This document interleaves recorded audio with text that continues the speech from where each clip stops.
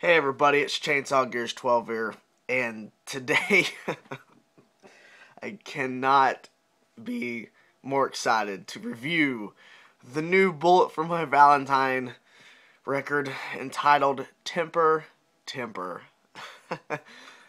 Wow. How do you sum up 44 to 45 minutes, 11 tracks of just unoriginal / unappealing music? I think I just did. I think I just did. Wow. Let me go off and say this first. Back in the day, not recently, back in the day, Bullet for My Valentine was a good band, in my opinion. Back in the day, right? Back in the Poison, that era, Bullet for My Valentine. You know, they're good work.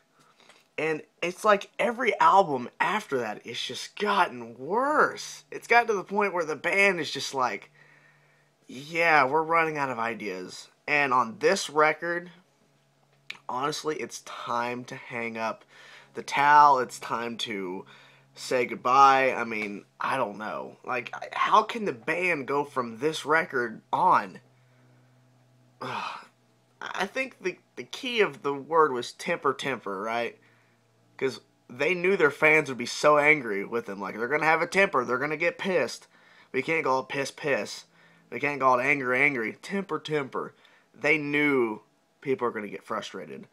And what I find funny is that their 10th track is entitled Tears Don't Fall Part 2.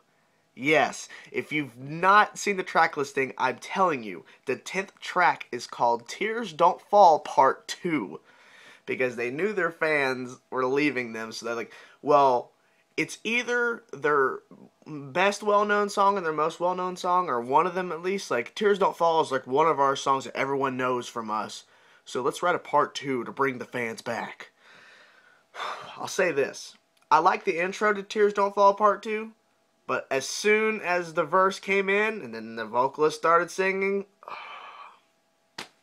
it ruined it.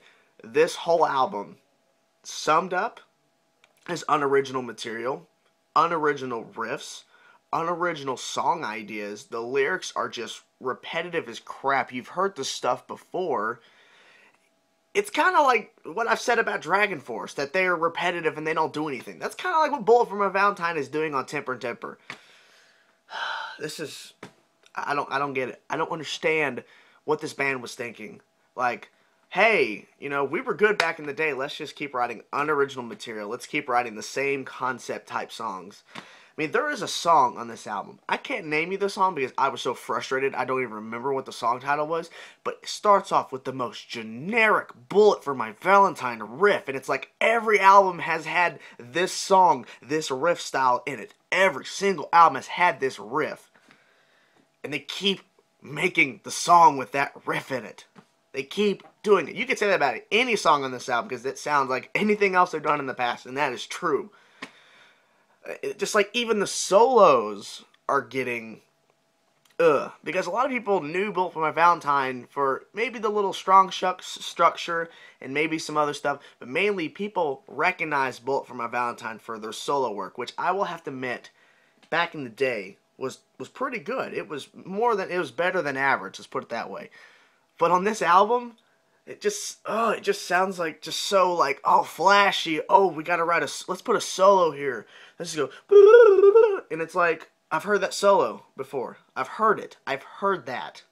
Why is this band rehashing unoriginal riffs? Why are they rehashing stuff they've done in the past? Why don't they just do something different? There's nothing original about this album. There is nothing. There's nothing, and I'm just so frustrated. Temper.